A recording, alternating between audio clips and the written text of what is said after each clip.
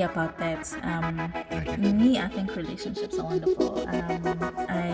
My friend even said the other time that she thinks I'm a better person when I'm in a Just came back. relationship. None of them are going to. Oh I don't think goodness. I'm probably dead as far as that concerned. I'm joking. I wouldn't go that far. But yeah, Because and every relationship is a lesson, oh, so and every relationship teaches you about yourself. I mean, I'm still trying to figure out in these past relationships, as I said, that I fell in love with. Woodsy, what was the point of that? But maybe, hopefully, by the 31st of December, because after that, I'm not thinking about it. is it? Oh, why are you putting a time limit? Hi, it's Sips, Hey, what's happening, everyone? I am Bonga, and this is the Unintentional podcast, and welcome back on another great episode. As you can see, we're not alone. Today, we're here with Nomthi Sithole, and Bonga will intro us. yes, Nomthi. Firstly, welcome to the show, dude. Thank you, Thank you dude. for being Thanks. here. Thank you. Yeah, it's good to have you, and I'm excited about this. I've told you before that I do a podcast, but we never really spoke about it at length. Yes. And I've always had it in the back of my mind that eventually you have to come on, and here you are. It's happening. So thank you again for Thank coming you on. for inviting Yeah. me. So Nomthi is currently a legal officer with the Commission for Gender Equality, CGE for short. So we're going to be talking about the work that she does there, a bit of a background. But as a start, I guess tell us a bit about your background, where you grew up and your childhood and so on. Okay, mina ngunomthanda Sithole. I basically grew up all over. I was born in Johannesburg. That product of Johannesburg baby, you know. When your mother goes to work in my kitchen and comes back with a child, I'm that child. Oh wow. Yes, and then I've also been partially raised at Hammersdale, a township called Mpumalanga, ekhona kwindawo yaseHammersdale. Yes. And then also as a mother's baby, ngiye ngahamba futhi ngaphinda ngakhulela eGoli. Behamba ngihlala nje basically. She was working as a domestic worker, so she would have like positions ekuthiwa ama-live-in positions, Yes. Yeah. where she can stay where she works, and then I was staying with her kanjalo, and then I came back again ngazohlala KZN basically, and Oh yes. nakhona indawo eningi. Oh yes. Yes. Ngikhulele endaweni eningi. So, how do you and Bonga know each other? We met at varsity when I was doing my second year. I think so. Yeah. Yes, Second year. when I was doing my second year, I met Bonga, and we had a mutual friend. His late may soul rest in peace with Dumis. And then that's how I got to know Bonga, and he was a cool guy. Yeah. Samba ngenye imoto encane blue. What was your blue car? The Opel Corsa. Yeah. Yeah, It Opel was such a Corsa. nice car. Yeah, it was a fuel saver, guys. We'd put in 40 rand la payana. It was pushing big. I know. Right? Wow. These days, no, that will not happen. It It would doesn't. not happen, yeah. Yeah. So Nomthi and I actually spent a lot of time together because we went to varsity together. We served articles together. And I think, yeah, that's pretty much where it ended as far as us being in one sort of organization at a given time and so on. So it's, yeah, we go actually a long way back, you know. Even took the same electives at some stage. Oh yeah, you did. I Yeah. remember the other time when he was doing his final year, because I was like a semester, or was it an entire year behind you? I think a after semester. I think, yeah. a semester. So we agreed, okay, we are going to be taking these electives, man. Then I go there and then get Mangyo registering a boy. I'm like, yo, malengak. And then I forget to tell him. Yeah. And then Yeah. he was so pissed. Because how could you then not tell me? Because knowing or thinking we are going to be studying together. Yeah. Yeah. Shame, that's cute. It is. So, how many years now? Sazan? Yeah.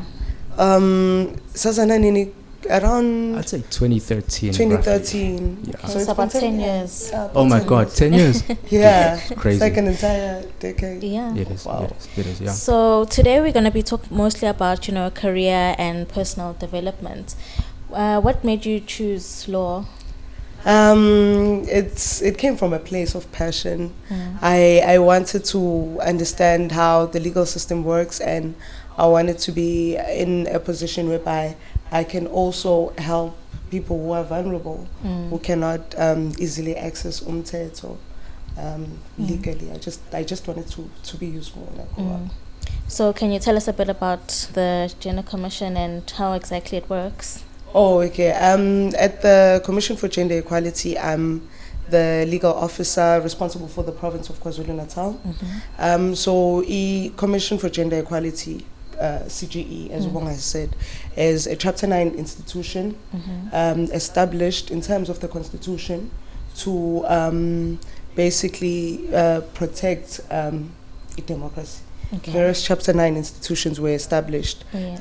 like or South African Human Rights Commission, or Public Protector, or IEC, we have Vote. vote, yes, those ones. So a Commission for Gender Equality has a specific mandate, which is gender equality in the country. Okay.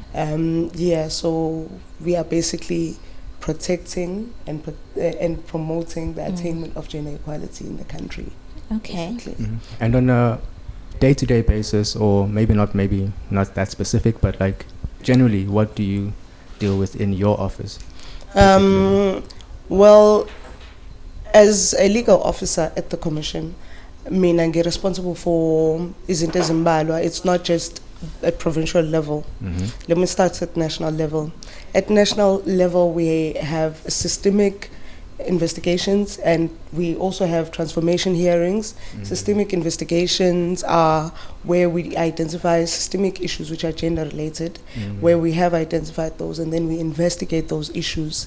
And at the end of the investigation, we produce a report on, the findings basically. And transformation hearings as well. Okay. We identify departments or entities that we intend to call that year. And then we call them, they appear before the commission, and then basically we check their policies, all of that, and we basically call them for transformation purposes to create an enabling environment in the workplace, which is like gender friendly basically.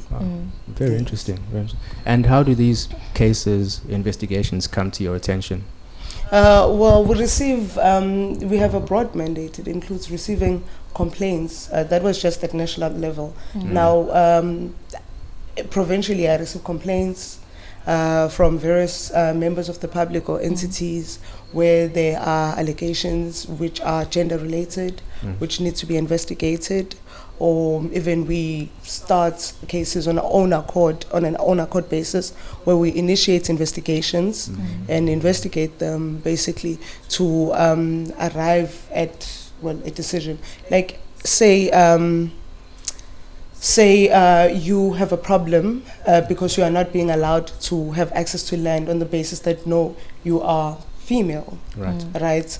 We've had allegations akanjalo, and then we would investigate, intervene, and get other stakeholders to intervene to ensure that people know that in this dispensation we do not we should not be having our policies akanjalo. You know, Constitution 18 when it comes to gender equality. Oh yeah. Being a lawyer yourself. Right. Yes. True. And as far as, let's say you have a finding adverse against, I guess, an organization or a person for what's the word? Contravening equality and whatnot. What are the penalties that you guys impose, and is it effective? Like, are you guys a toothless dog, or do you do a recommendation and then sit back, or do you actually penalize people or make findings that are binding? In terms of our acts, right, we have a structure, right? We also have commissioners. We observe as the secretariat. We can make observations, and then commissioners make recommendations. And when they make recommendations, we have not had an instance where there was a non-compliance or a disregard of our recommendations. We have case law that supports basically the importance of supporting the mandates of the constitutional of the Chapter 9 institutions basically. Right. Okay. So in terms of case laws, there's an EFF case versus ngikhohliwe ngale case. But well, there's case law to the effect that even organs of states should show its support to us when we're exercising our mandate. Okay. The constitution that creates chapter 9s as well also says no person or institution or body can interfere with the exercise of basically with us when we exercise our powers. Okay. Basically. Nice. That makes sense. And you know, as the youth now coming up, would you advise them to go into law and to take up such challenges? Just to go back to the question, I just remembered something. Yeah. Your question was whether we can impose penalties. Mm. Yes, we can impose penalties, but basically we'd have to go to court for that. Okay. But we can. Oh, yeah. Our act Yeah. empowers us to issue fines and also penalties. You have to comply. If you don't comply, there will be consequences. Just like if we ask you to come with information before the commission, or if we ask you to answer certain questions and you don't want to answer them, then there can be consequences. Oh, okay. Well, thank you for the clarity. Yeah. Okay. And then, you know, the youth coming up, and would you advise them to go into law? Yes, I would. Initially, when I wanted to be a lawyer, I basically thought being a lawyer means you are that person who carries a black gown and go to court. But what I've discovered as I started really putting everything into practice is that there are many opportunities in law. There are opportunities which involve administrative roles, not necessarily going to court. Like Mina, I love litigation. Ubonga knows that. And mangi litigator, you can see it's okay. I love that. But I also have come to love umsebenzi like what I do now. Yes. And there are also people like Obonga who do not like litigation. Like he's in a position which is more administrative. So there are a lot of positions in law. You can be a legal advisor. There are many opportunities. So I would say I would encourage anyone to do it. And how have you overcome some of the challenges that you faced, you know, whether it's personally or in your career? What's some of the strategies that you've used to overcome challenges? Well, faith is very important. You gotta have faith. You gotta have faith in yourself. Before anything, you gotta believe it's okay. You can do it. Yeah. I did have challenges like yes. There was a year when I was like, okay, as in I'm taking a break right now. I need a break. And then I was also fortunate enough at the time to have an aunt who was like, no breaks, we are buyela. And then I went back, and for that last 2 years, I really had to believe in myself. If I didn't believe that I can do it, and if I didn't say, okay, this is what I want and this is how much time I'm giving myself to do it, then I wouldn't have. That's the main thing for me. You gotta keep your eye on the ball, basically. Yeah, that makes sense. Yeah, and I have to say as well, like your drive, your ambition, and it's something that stood out to me from the onset. Because even as a student, you were like quite the hustler, actually. You know, like not in a positive way, of course, in terms of like having businesses and stuff, and like supporting yourself. Because actually, you told me that you put yourself through university as well. You know, where do you think that drive came from, and how did it help you? And I guess, is it possible to advise someone else to, I guess? Well, it started with me. Mina mangiqede high school, my mother was like, Amandla Mapelegaten. That was her song, Qala. So I started, and then I dropped out, and then I went back. And when I went back, I had gone to Pietermaritzburg to help out my aunt who was working at a furniture shop. I get there, they give me a 3-month contract, and then manje senginale income. Guess what? Nginga-register manje. And it was one of those things. So then I registered. And then I break it from there. Just now she was kind enough to say, hey, you shouldn't be focusing on anything else. You are not going to be focusing on anything else. You know, also helps ukuthi abantu or associate nabo that you get close to empilweni kuba abantu who can also guide you, you know. Makuwukuthi bayabona ukuthi okay, you are straying manje because mawumncane you make mistakes, you know. Yes, you are more likely to make mistakes. Angase affect the future. So I was lucky to have someone else.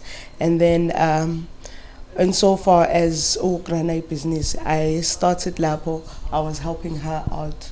She had a CC that she was running, and when she saw me, I was actually coming from a direct sales environment.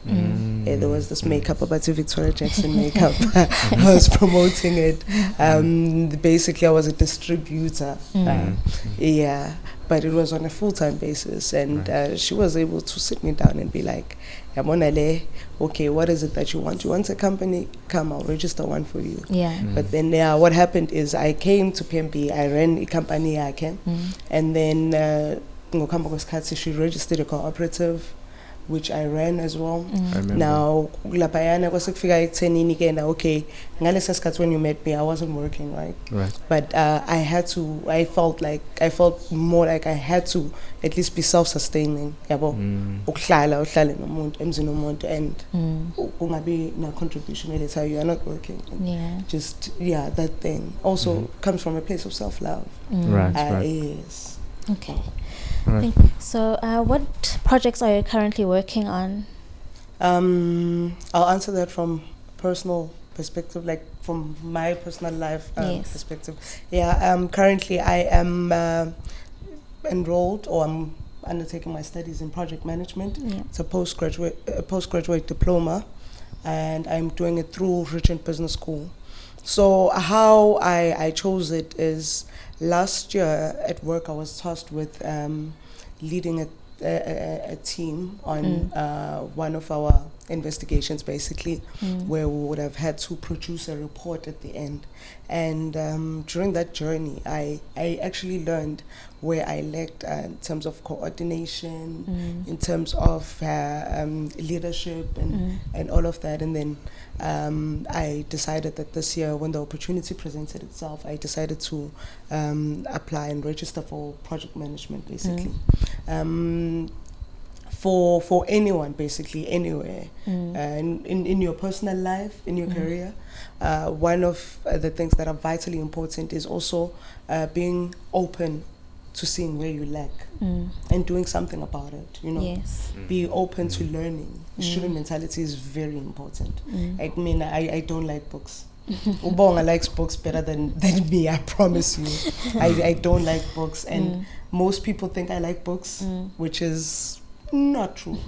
You're good at selling the idea that you like books. Yeah, I mean, it just, when people see that gown, they think, oh, we are Sunday school. But for me, I had to do something more than because I think every child might call is but there also has to be a way out of poverty for some people. And for me, jazz was going to be a way out of poverty as well. I was going to get to help people and also get out of poverty.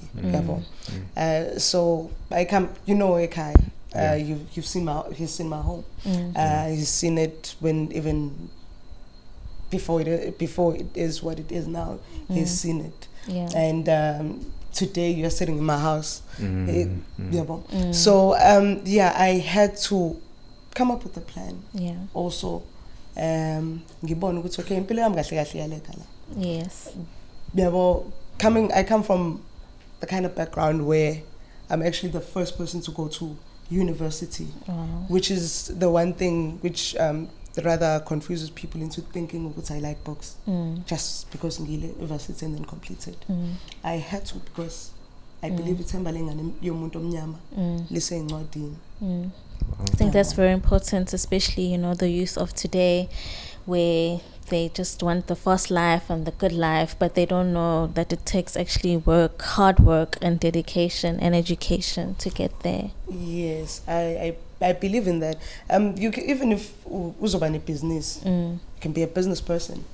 But you gotta know the maths around it, the accounting involved. You gotta know how to run it. You gotta know how to handle the people that you are going to hire as your business grows. Yes. You've got to be able to handle the growth. Yes. You've got to be able to be innovative. Zonke lezo zinto. So kufanele ukuthi ufunde at some stage. Somehow, yes. Somehow you gotta learn. And again, wonke umuntu one EQ high ozokwazi ukuthi athi nje qa empilweni. Some people So literally true. have to Yes. do the books. Yes. And mina, from a background where the education was not such a big deal. The people that I saw who were educated, ngangakazi when I was growing up, ngangakazi ngibone umuntu ofundile hlupheka. So iyaqala lapho lento leyo ukuthi ngithi, and namanje ukufunda kwami angifundi ngoba ngisuke ngithi ngiyakuthanda or sengifole in love with ukufunda. Ukufunda because also kufanele ngi-improve. Yeah. And I gotta grow, I gotta position myself as well. Powerful stuff. Yeah. Really then, amazing. Last one from me is, I guess, where can people reach or look up information on the Commission for Gender Equality? Well, this being a digital platform, I would like to think ukuthi abantu banayo access to internet. They can go onto www.cge.org.za just to learn about the work we do, read some of our reports, and they also have an option of lodging a complaint there, which goes directly to the CGE, and then it is forwarded to the relevant department, and then if they have a gender-related complaint that they would like to bring to our attention, and then we are also available on Twitter, now X. Oh, yes. Yes, we are available. Thanks, on Elon. X. Yes, and then we are also available on Facebook as the Commission for Gender Equality. On X, we are available as at CGE_ZA. And then we are also available on Instagram as Commission for Gender Equality. We have a YouTube channel now as well. Wow. So we can be looked up there. And also, if you just go onto YouTube and type Commission for Gender Equality, you are able to see a lot of interviews that we've been invited to. So you can learn a lot about the work we do. You can get a gist of the work that we do. Excellent. Cool. Well, from my side, that's it. Bonga, anything else? Nope, nothing else. Just to thank you for coming onto the show. It's a pleasure to have you here. I've always wanted to have you. I mean, you've known for quite a bit that I've had a pod. Well, I'm a part of a pod, one half of a podcast. So, glad that you finally appeared on, and we got to know a bit about you and got to motivate and inspire our listeners, and of course, tell us more about your work that you do as well. So, thank you. Thank you so much. And all the best, man. All the best. Thank you. Thank you for having me as well, guys. And it was a pleasure meeting you. You too. Thank you. And thank you to all our viewers and our listeners. Remember to look us up on Facebook and Twitter and Instagram, Unintentional Podcast. Bye. Bye. Till next time. So I guess I'm a relationship person. Don't go jumping into relationships now. I mean, No, of course not. Get to I know have a to. person I first. have to evaluate. No, I think that's very important. I think for me, this has taught me a lot as well. I think going forward, I would like to have a dating space because I feel like in my past I've just jumped into relationships. And if you have any questions, of course. yeah. Oh, let me ask the usual question. Sure, go ahead. Are you guys secretly dating? I'm joking. I'm joking. No. It's a good one though. No, we're not. No, you're not.